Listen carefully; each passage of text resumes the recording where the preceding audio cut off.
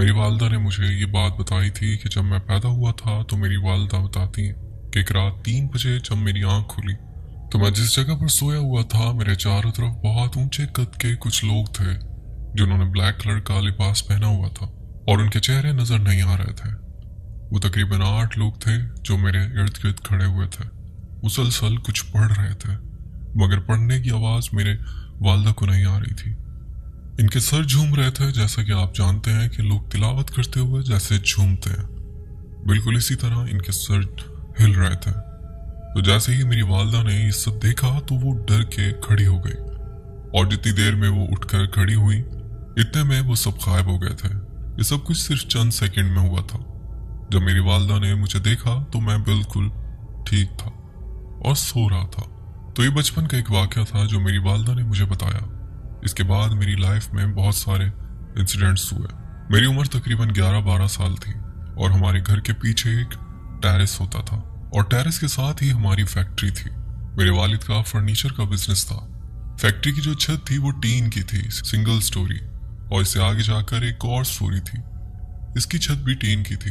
तो कई दफा ऐसा होता था जब हम लोग टेरेस पर क्रिकेट खेल रहे होते थे तो गेंद दीवार के साथ लगकर फैक्ट्री की छत पर चली जाती थी। वैसे तो हम लोग बचपन से ही इस टेरेस पर खेलते रहते थे लेकिन कभी भी इस तरह का वाकया नहीं हुआ। और एक दफा रात के तकरीबन 12-12:30 बजे हम वहां पर खेल रहे थे, मैं और मेरे 1-2 कजन्स थे। तो ऐसा हुआ कि मेरे कजन ने बॉल करवाई और मैं हट गया तो वो बॉल फैक्ट्री की छत पर चली गई। तो हमारे टेरेस पर एक दरवाजा था जो फैक्ट्री के साथ लिंक होता था। तो हम लोग अक्सर इस दरवाजे से आते जाते थे। हम लोग गेंद लेने के लिए वहां चले गए। बताते चलो हमारी फैक्ट्री का इस टाइम क्या एनवायरनमेंट था। खैर अब तो पूरा प्लाजा बन गया। हमारा जो ग्राउंड फ्लोर है जिसकी टीन की छत थी वो हमारे घर के बराबर थी, पर इसकी जो सीढ़ियां ऊपर जाती थी सेकंड स्टोरी के लिए, अब जो इसकी दीवार थी ग्राउंड फ्लोर की वो 8 फुट तक ऊंची थी। वो दीवार और सीढ़ियां आपस में मिली हुई थी, जबकि जो सेकंड फ्लोर था वो 16 फीट पर था और जो सीढ़ियां थी वो भी 16 फीट तक जाती थी, जबकि दीवार सिर्फ 8 फीट तक थी। तो हम लोग दीवार पर चलकर इस टीन की छत पर चले जाते थे अगर बॉल वगैरह वहां चली जाती थी तो इस रात मेरा कजन कहता है कि मैं जाता हूँ और जाकर गेंद ले आता हूँ। तो वह हाफ सीढ़ियों पर चढ़ा और फिर दीवार के ऊपर चढ़कर टीन की छत पर चला गया, जबकि मैं नीचे खड़ा इसका वेट कर रहा था कि वो बॉल नीचे फेंकेगा तो मैं कैच कर लूंगा। तो जैसे ही इसने मेरा पहला कदम टीन की छत पर देखा तो मुझे एकदम से ऐसा फील हुआ जैसे एक काला साया मेरे पास इतनी तेजी से गुजर गया। और आपको पता है कि जब कोई चीज आपके पास से बहुत तेजी से गुजरे तो एक स्पेसिफिक आवाज आती है, लाइक वुप करके। यही आवाज आई और हवा महसूस हुई। मेरे कजन का नाम बिलाल था। तो मैंने इसे कहा कि जल्दी बॉल ढूंढो और यहाँ से चलो। तो इसने मुझे आवाज दी कि मुझे बॉल मिल गई है। अच्छा, हमारे लिए एक चैलेंज और होता था। रात को बॉल ढूंढते हुए हमारी अंगूर की बेल थी और वो बेल इतनी ही पुरानी थी जितना हमारा घर पुराना था। हमारे घर को 58 साल हो गए। अल्हम्दुलिल्लाह हम लोग एक ही जगह पर रह रहे हैं। वो घर मेरे वालिद साहब, ताया, अब्बू और दादा जान ने मिलकर बनाया था और फैक्ट्री भी। और वो अंगूर की बेल इतनी घनी और इतनी बड़ी थी कि हमारा 4 मंजिला घर वो ऊपर तक अंगूर की बेल ने कवर किया हुआ था। तो अंगूर की बेल इस टीन की छत के ऊपर भी आई हुई थी। तो इसने कहा कि वो नीचे अंगूर के, तो बिलाल ने कहा कि वो नीचे अंगूर के बीच में है। तो झुककर इसको निकाल रहा हूं। वो साया जिस तरफ गया था वो एक कोना था और आगे सारा अंधेरा था क्योंकि रात का टाइम था। फैक्ट्री बंद थी और लाइट्स भी सारी ऑफ थी, बस 1-2 लाइट्स जल रही थी। इस कोने से छोटे छोटे बहुत ज्यादा पत्थर बहुत तेजी से मेरे पास से गुजरे, हालांकि मुझे कोई पत्थर लगा नहीं था, यानी कोई पत्थर मेरी तरफ फेंक रहा था। तो मैंने बिलाल को बोला कि तू गेंद को छोड़ और जल्दी नीचे आ, मुझे कुछ गड़बड़ लग रही है। तो वो इसी टाइम पर आया और इसने दीवार से ही बॉल नीचे फेंकी। तो मैं बिलाल को देख पा रहा था। फैक्ट्री थी तो लकड़ियां बहुत ज्यादा होती थी, तो हम लोगों ने ग्राउंड फ्लोर से लेकर टॉप तक शेल्फ सी लगाई हुई थी और वो सारी लकड़ियां उस शेल्फ पर होती थी और वो इतनी भारी थी कि अगर 10 बंदे भी इसको हिलाना चाहें तो वो नहीं हिलती थी। वो पूरी की पूरी शेल्फ नीचे गिरी है और इतनी ऊंची आवाज आई है धड़ाम करके कि कजन ने डर के मारे डायरेक्ट ऊपर से नीचे छलांग मार दी। मैंने इसे पकड़ा और ऊपर उठाया है और हम वहां से भागे हैं। मेरा कजन मेरे से आगे भाग रहा था, मैं इसके पीछे था, तो मुझे महसूस हुआ कि बिल्कुल मेरे पीछे बहुत ही भारी कदम है जो हमारे ही स्पीड से भाग रहे हैं। और जैसे ही हम लोग घर पहुंचे हैं और दरवाजा बंद किया, मैंने फौरन से दरवाजा लॉक किया और दरवाजा बंद किया। मैंने फौरन से दरवाजे के साथ टेक लगा ली कि अब हम लोग सेफ हैं। और इस टाइम पीछे से किसी ने बहुत जोर से दरवाजे को धक्का दिया। मैं 4 फीट आगे जाकर गिरा हूं। दरवाजा बंद था मगर कुंडी टेढ़ी हो गई थी, और वो कोई छोटी कुंडी नहीं थी, प्रॉपर इंडस्ट्रियल स्टील कुंडा था। वो भी टेढ़ा हो गया। इतनी जोर का धक्का लगा था उसको और हम लोगों के रंग उड़ गए। हम लोग अंदर घर में चले गए और हम लोगों की हालत काफी टाइट हो गई थी। और जब ये बात हम लोगों ने फैमिली में बताई, सब ने मजाक उड़ाया और कहा कि कुछ भी नहीं होगा, तुम लोगों का वहम है। हालांकि हम लोगों ने इनको बोला था कि बाहर जाकर देखें, पूरी शेल्फ गिरी हुई, मगर कोई भी हमारे साथ नहीं गया था।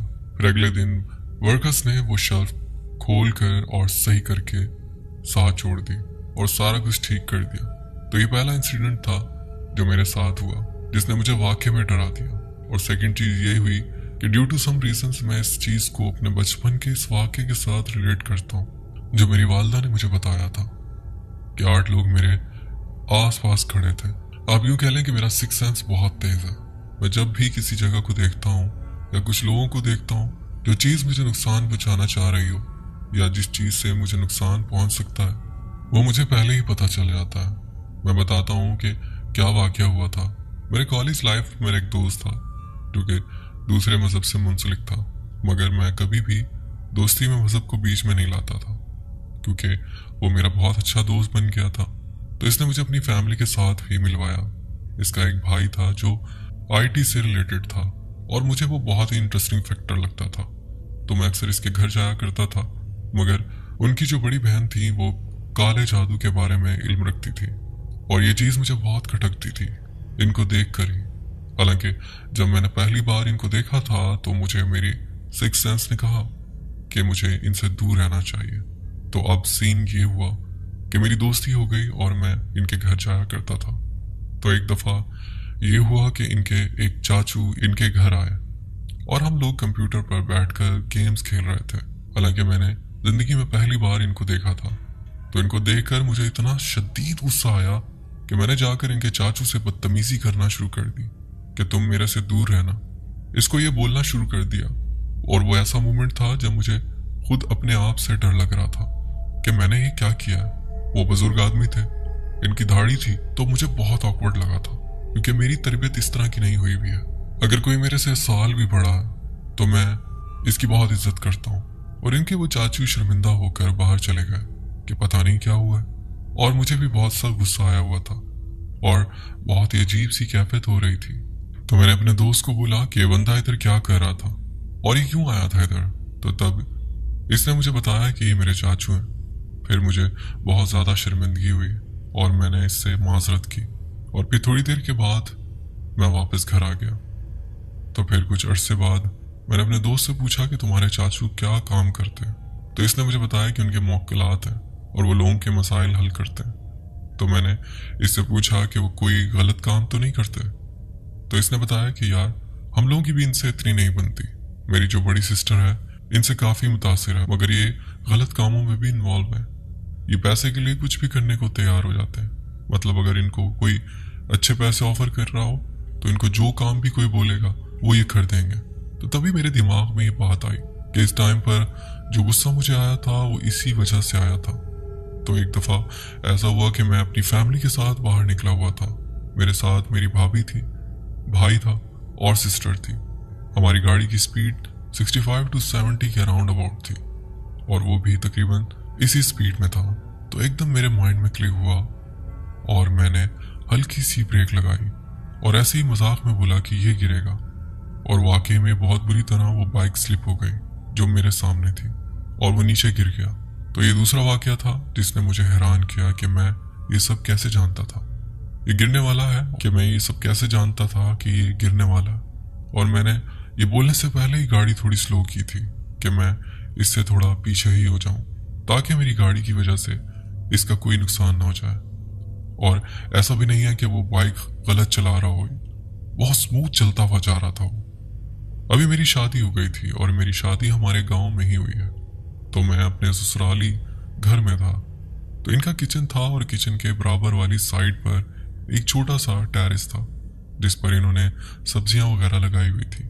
इनका किचन सेकंड फ्लोर पर था। तो अब सीन ये होता है कि मैं किचन में गया और किचन से बाहर मैं बरामदे में आ गया। तो मैंने वहां से खड़े होकर एक जगह को देखा जहां से मुझे काफी नेगेटिव वाइब्स आ रही थी। और इस जगह को देखकर मेरे माइंड में जो इमेज बन रहा था वो इस तरह से था कि इस जगह पर जो हवा का प्रेशर है वो बहुत ज्यादा है और वहां पर बहुत ज्यादा डार्कनेस है। और वो जगह ऐसी थी कि हमारे सामने एक स्कूल था और वो जगह इसकी बैक साइड पर थी। मुझे वो जगह नजर नहीं आ रही थी। मैंने कुछ कहा नहीं, बस थोड़ी देर इसको देखा और फिर वापस अंदर आ गया। जब हम लोग गांव से वापस आ गए तो मैंने अपनी वाइफ से पूछा कि वो जो किचन के सामने स्कूल है इससे आगे क्या है।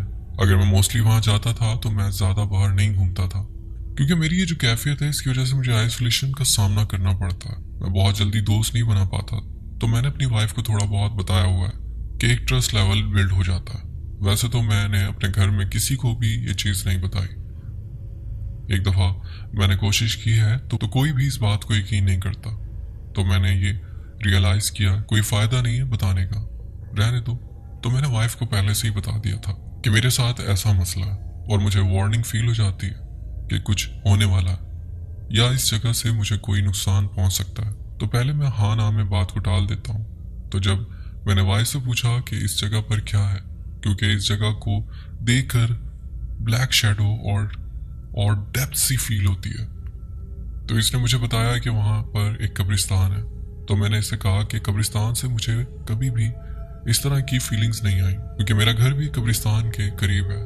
तो मैंने उससे पूछा कि कब्रिस्तान किन का है और वहां पर कौन है। तो इन्होंने मुझे डिटेल से बताया कि ये एक पूरा खानदान था और इस खानदान में 2 भाई थे।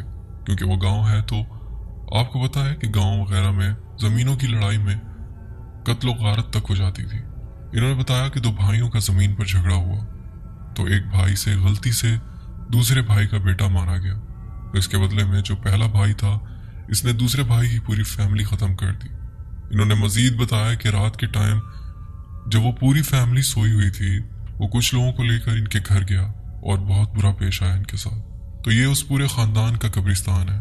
तो इनके जो फैमिली मेंबर्स बच गए थे, इनके घर का जो सहन था, तो इन्होंने इसी घर में इनको दफना दिया। तो फिर वहां पर मुझे ये बात फील हो गई कि इसलिए मुझे इस जगह पर इस तरह की वाइब्स आ रही थी कि मैं मोस्टली जब भी अपने ससुराल जाता था तो इस जगह को देखता था, ऑटोमेटिकली मेरी अटेंशन इस तरफ चली जाती थी। तो अब मुझे इस बात का अंदाजा हो गया कि जब भी कोई चीज मुझे नुकसान पहुंचाने वाली हो या कुछ भी इस तरह का मामला हो तो मेरे ऊपर इस तरह की कैफियत तारी हो जाती है। अब आपको एक दूसरी साइड की तरफ लेकर चलता हूँ। मेरी वालदा मुझे बताती हैं कि मैं बिल्कुल हेल्दी बाबा था, लेकिन मैं शदीद बीमार हो गया कि मैं 5 साल तक हॉस्पिटलाइज रहा। ऑन एंड ऑफ में हॉस्पिटलाइज होता रहता था। मेरी हार्ट बीट स्किप करती थी हर 2 मिनट के बाद। एक गैप आता था, मुझे थ्रू आउट रहा टिल कॉलेज, जिसकी वजह से मैं मोस्टली बहुत जल्द थक जाता था और मेरा सांस उखड़ जाता था, जिसकी वजह से मैं स्पोर्ट्स में भी पार्टिसिपेट नहीं कर पाया और इसकी वजह से मैं कई बार मौत के मुंह से जाकर वापस आया।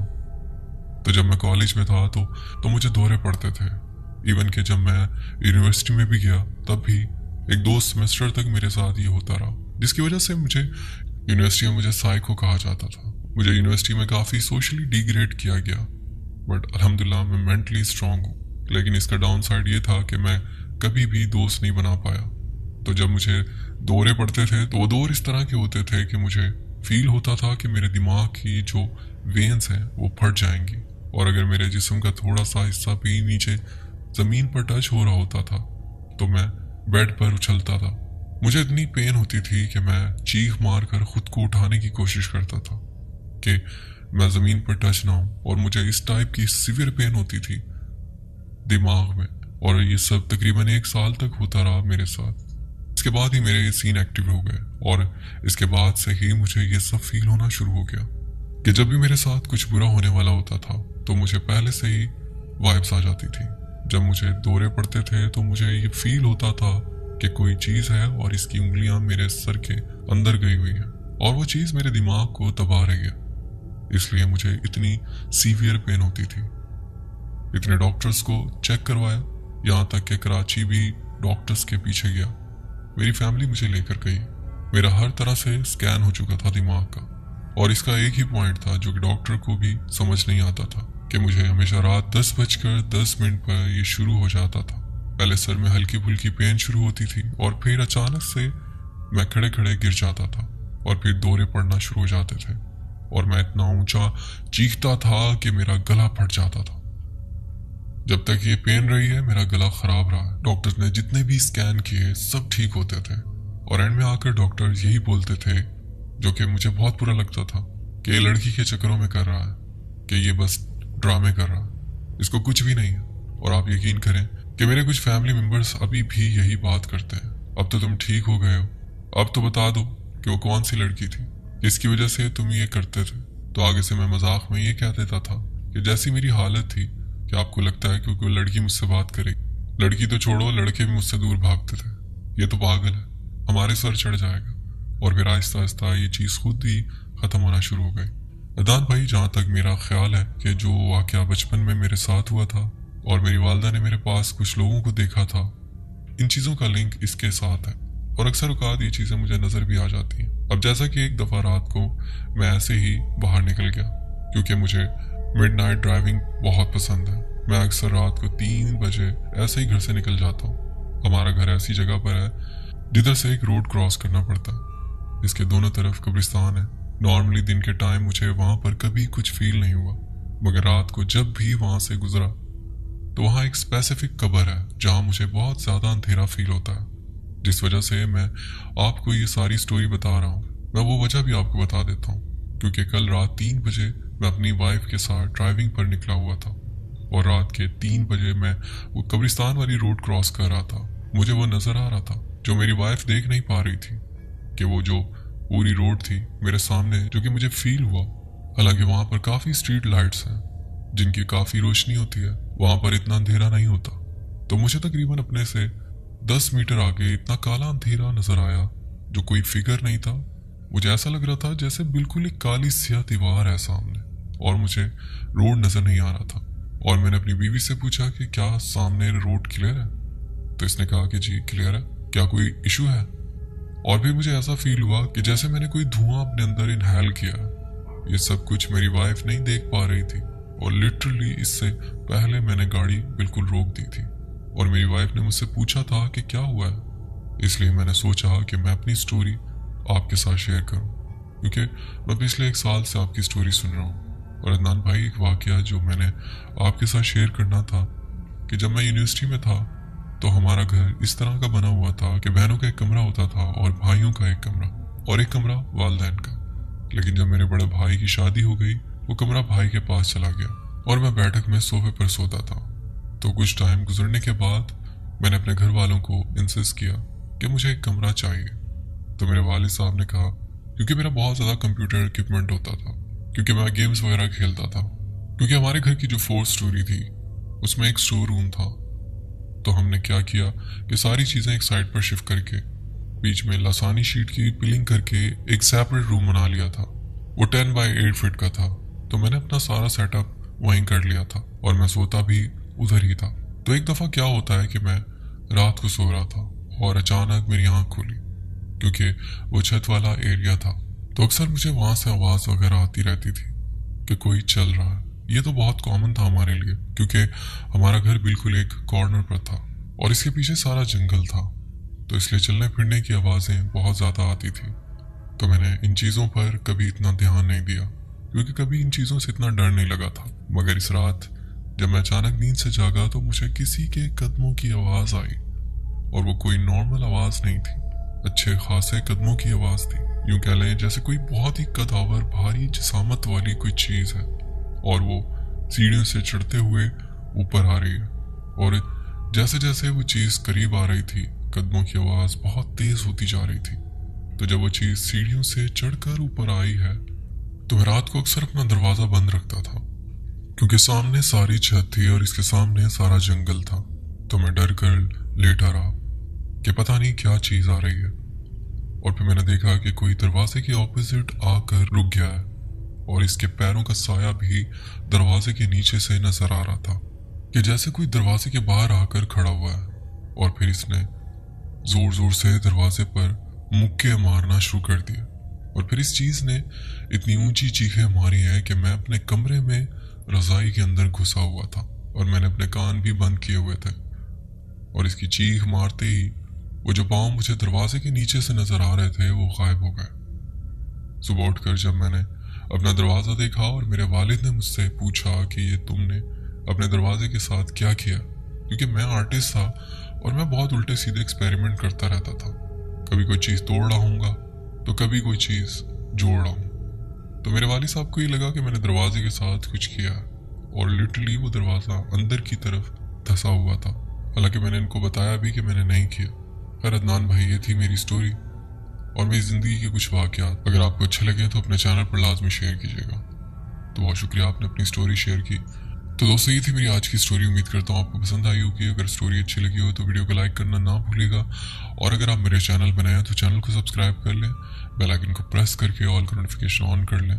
इससे होगा ही कि आप मेरी हॉरर स्टोरीज फैमिली का हिस्सा बन जाएंगे और मेरी नए आने वाली स्टोरीज के नोटिफिकेशंस आप तक पहुंचते रहेंगे। अपना बहुत ख्याल रखिएगा, दुआ में याद रखिएगा। मुझे दें इजाज़त, मिलते हैं किसी और इंटरेस्टिंग स्टोरी में। अल्लाह हाफिज़।